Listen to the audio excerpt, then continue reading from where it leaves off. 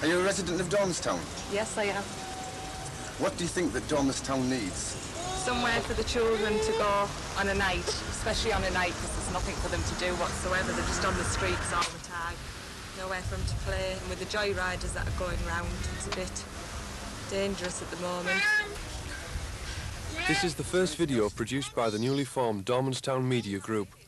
The group started after a video training course organised by the Workers' Education Association at Ennis Square Social Club. Using video, local people now have the power to speak out and be heard. We will arrange screenings locally and for the local authorities. We hope to produce and distribute our programmes to benefit the whole community. This pilot video introduces the present situation in Dormanstown and shows the positive efforts being made by residents.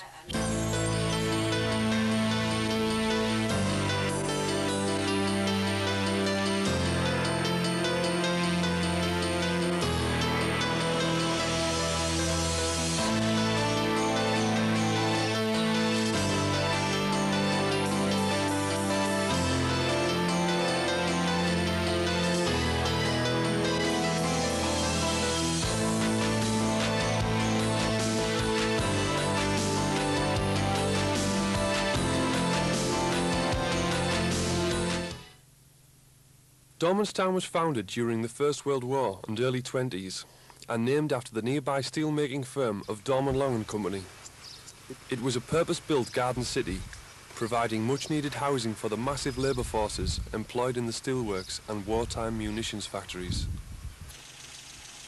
Dormanstown today has expanded to a community of 7,000, but ironically, very few people work at the steelworks, now part of British Steel plc. The massive cuts in the early 80s at British Steel and ICI, the area's other main employer, has played a large part in high levels of long-term unemployment. Official figures state that unemployment is 14.4% in Dormanstown, but local opinion claims that the true figure is much higher. Over the years, many government-funded schemes such as YT, ET and Restart, and initiatives such as the Dormanstown Training Workshop and Special Technical Services have all failed to solve the enormity of the problem. The effect upon the town's economy and morale has been severe and is plain to see.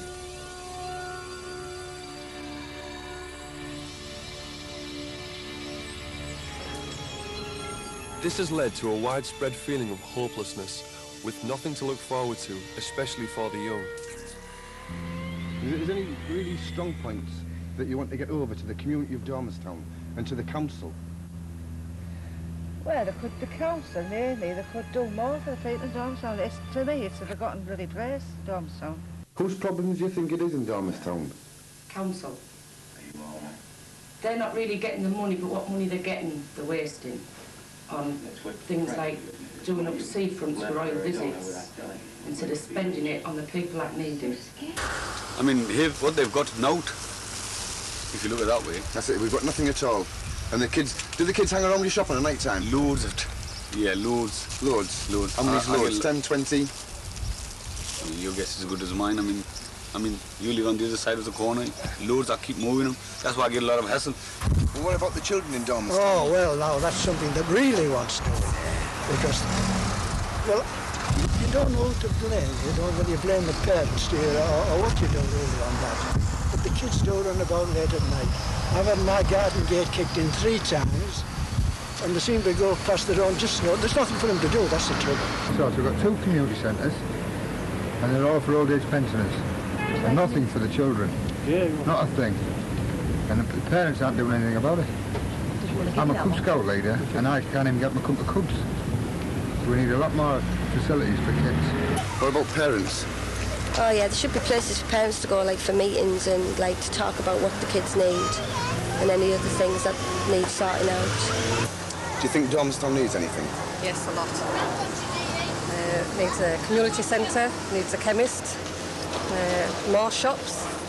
There's a lot of pollution and muck, and something needs doing about that. There's a lot that can be done that hasn't been done. We need the people to do it.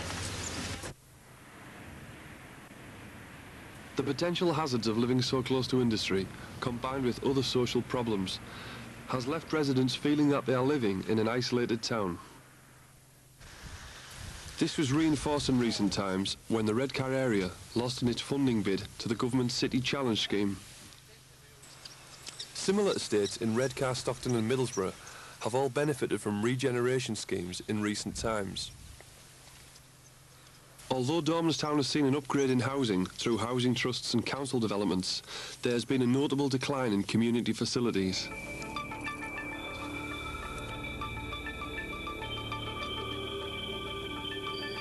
Despite the empty buildings and open spaces, the fact remains, in 1995, Dormanstown does not have a central meeting place to serve the needs of the people.